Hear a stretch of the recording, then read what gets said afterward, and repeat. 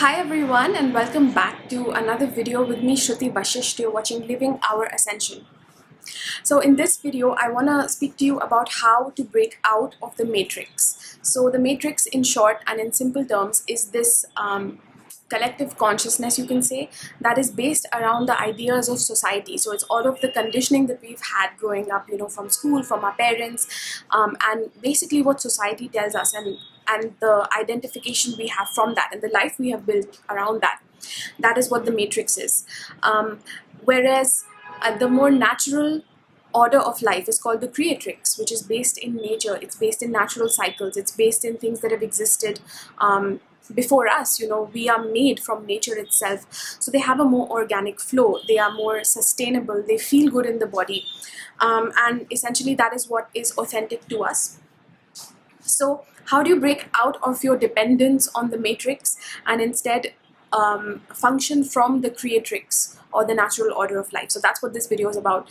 And if you would like to hear more about this, then keep watching. Subscribe to this channel if you are new here. Give this video a thumbs up. That's how I know what videos you'd like to watch from me. And before I begin, I also want to say that this is a chapter in my course called Embody the Fifth Dimensional Vibration. So there's a lot of focus on how you can move into the creatrix. That is essentially what embodying the fifth dimensional vibration is, where we break out of our association with society and the matrix. Not that you're leaving society, it's just your dependence on society and knowing who you really are within it. So when we really get over that and we're authentic in our own self, that is when we hit the embodiment of the fifth dimensional vibration. So I have a whole course on that. Check it out below, along with my personal services. Okay, so what are my points today? I have a couple of points for you. So the way you can break out of the matrix is, number one, to withdraw from collective ideas.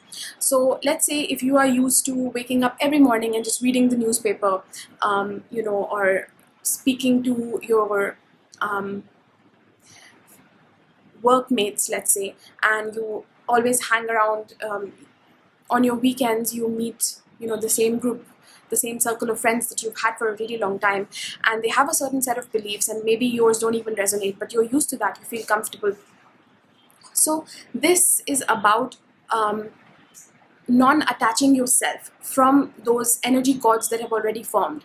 And it doesn't mean you have to let go of friends, or you have to completely stop watching the news, but it's just, the first step is just to take a step back. And even when you are in that moment, to take a step back and feel in your body, how does this feel? Does this feel like me? The information I'm receiving from here, is this really authentic to how I feel? So most people don't really go, even though they might be introspective, they don't really introspect to that level. And this is because we're not in touch with our bodies and what the sensations that are going on in our bodies, we can't always distinguish. We haven't been taught to do that in society. So withdraw from collective ideas of all kinds, from notions within society, and question if they are based in truth, in love or fear. So feel how it feels in your body when you're watching the news. How does it feel? How does it register in your body? Is it based in love? Is it based in fear? How does that make me feel right now? Is it helpful for me right now? And then be willing to make the right changes in your life, even if they are small, to cut out whatever is needed, or to reduce your dependence on whatever's there. So that's step number 1 and 2. And then learn to decipher truth in your own body. So this is going on from the same point that I mentioned, that when you take out the time to just feel in your body how everything feels, even if you're sitting in a park and there's things going on around you, there's people walking by, you hear some traffic noise, whatever is happening, and how the grass feels, feel how all of those individual things feel in the body when you are looking at them. When you are taking them in with your 5 senses, how does it feel in the body? What is the energetic register? So tune into the more subtle sensations that are happening in your body, and then learn to decipher which one feels good, which one doesn't feel so harmonious in the body. And then that's where we begin. When we keep doing that on a regular basis, you don't even need to have an agenda aside from just feeling and just distinguishing, giving each of these sensations a name. A woman is walking by. How does it register in my body? how does that make me feel? So just, it can be something very simple like that, doing practices like that, that when we really need to decipher truth and make a bigger decision in our life, you know, our body will show us in a way that we will recognize faster. And then the next point that I have for you to break out of the matrix, align with the switch to systems that are aligned with the natural flow. So the creatrix, which is what I mentioned. And these systems can be health systems. So for example, the type of doctors that you go to when you are sick, what kind of doctors are those? Are those type of medicines and that way of healing, is that right for you? Does it feel right? Does it actually help you? Not just based on what society's told you, this is right, this is wrong, just pop a pill and that's it. And maybe it works for you still, you know, or maybe you would like to switch to a more holistic way of living, or a more holistic way of medicine. So those are some things that only your body can best tell you what is feeling good, what is right for me right now. So when it comes to switching to systems that are aligned with natural flow, these are also your systems of inspiration. Like, what kind of videos are you watching? You know, if you're on YouTube right now, you're watching a video, what kind of videos are you watching? Are they truly inspirational? Are they helping you to be inspired to come into your own authentic self, or are they just based in fear again? Then nutrition, again, what kind of foods are you putting in your body? Are they aligned with the natural flow? The work that you do as well, is that aligned with natural flow? And I know that not everybody can just quit their job and do the first job that they want to, which may or may not pay them enough, or, you know, we have these beliefs in our head, although any reality we want does become manifest. But even if you are at the beginning stages of, let's say, really coming into your authentic self, even if you are at a workplace, it's not 100% you, fully authentic you, but there are certain adjustments you can make in the way that you are moving around, in the way that you're interacting with everybody, in the way that you are doing your work. Perhaps bring in a more conscious element and put it in your work as well. Align it more with nature. Bring in aspects of sustainability into your products, into the counseling that you offer, or whatever it is that you do. So those are all definitely things that we can do, and we always can start in smaller ways. Then the next point to break out of the matrix is to choose love again and again. So we have to learn to choose love again and again, and it's not just once that you choose compassion for yourself and others in your life, and you see life as it is and take responsibility for it, and, you know, just having this empathy for yourself and for others as well. And you don't just choose that once. You choose it again and again and again. You know, it'll come up in really challenging ways. If you are moving into the 5th dimensional vibration, there's a speeding up that happens, and it'll bring you all of these, you know, things that people call lessons, but really they're just these initiations. They're these tests, these hurdles that are put in front of us so that we can make a certain decision, which is what plummets us into the next level.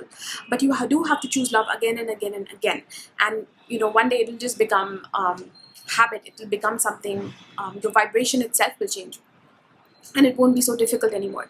But we do have to make more of an effort in the beginning to recognize the truth behind something, and to recognize that everything that happens in creation is for a reason. Everything is working for us, not against us, and we are the creators of our own reality, and that everybody around us is just trying. They are also love. They are also innocent, regardless of what they are choosing. It's just their hurt inner child playing out. And when we can offer love, you don't always have to do this physically in terms of speaking directly to the person, but it's more about how you feel inside of yourself about them. So when you do that, the love moves through your own body, right? So it becomes a resident state, essentially. So you do yourself a favor as well. And the love is just amplified because you're feeling it for the other person, you're putting it out there, and that's just the flow of love. So choose love again and again and again until you become it. Next point, how you break out of the matrix, is to trust in magic and synchronicity, because these are things that guide you.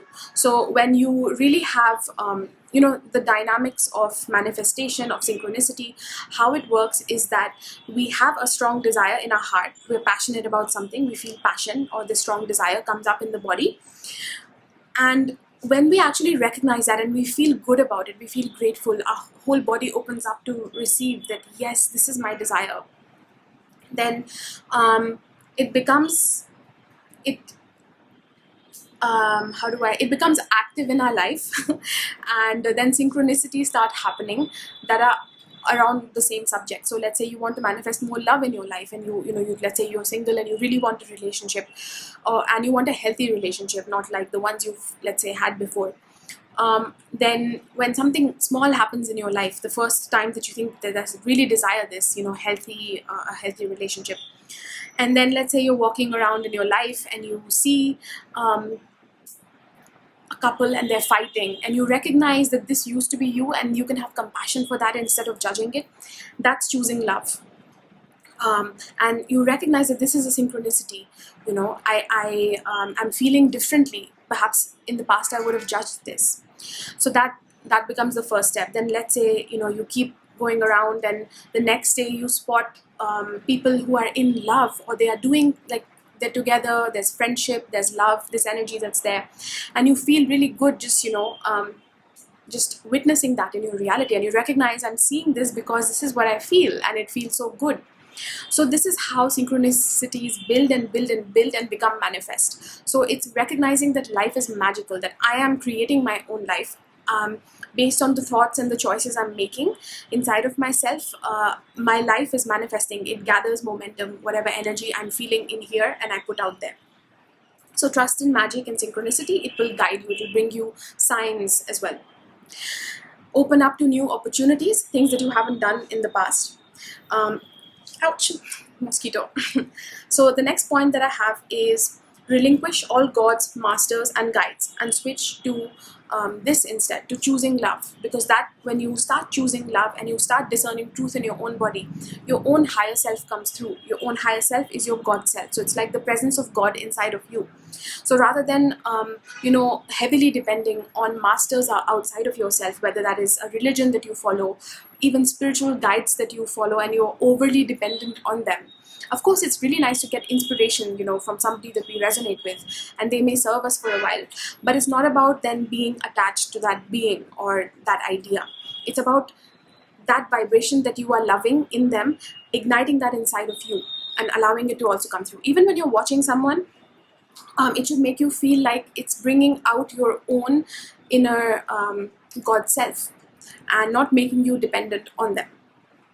So relinquish all these gods, masters and guides, even if they are your they don't always come in the form of like guides and religious leaders and stuff. It can be your boss, it can be your parent, somebody you've essentially handed over your power to, and you don't feel empowered in yourself. It's more like whatever they say goes, and you haven't you don't even know who you are. You're just, it's like this law that's there and you're just following that, and you haven't even questioned if it's your own authentic belief.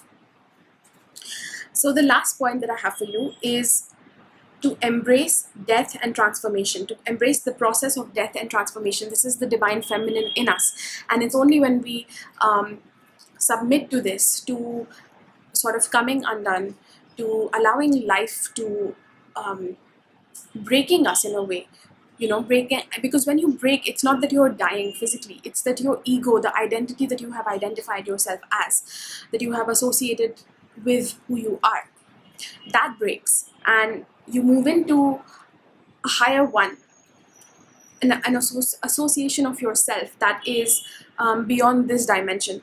And there's multiple dimensions, so each time you'll come into a different dimensional awareness of yourself, because we are all multi-dimensional beings, and that's how we become whole as well. And then after that, when we are not heavily dependent on any one association, we can really move around in the world and just be as we want to be. It's like this graceful flow that's there. So we don't have a problem living in the physical world, and even with its problems, even with everything that's going on, because we know what we are. So embrace the death and transformation process. Each time something comes up and you're shown something, like your shadow side comes up, somebody gives you criticism and it triggers you, anything in life that triggers you, that is inside you. Why did it trigger me? So go into that, and what is it that I need to embrace?